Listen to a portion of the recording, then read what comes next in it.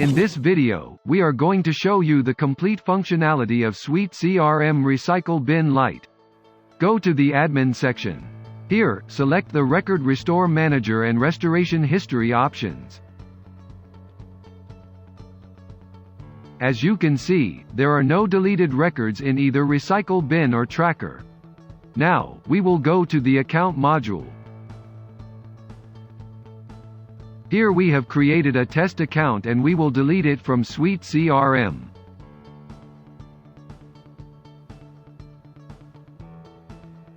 Then go to the Record Restore Manager tab and click on the Records After Plugin Installed option in the left panel.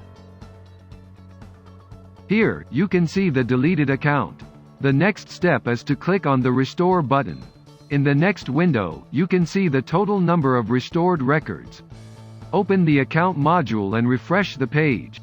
Here you can see the restored test account.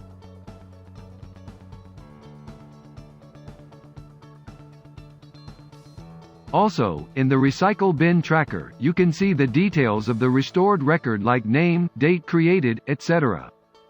Thanks for watching.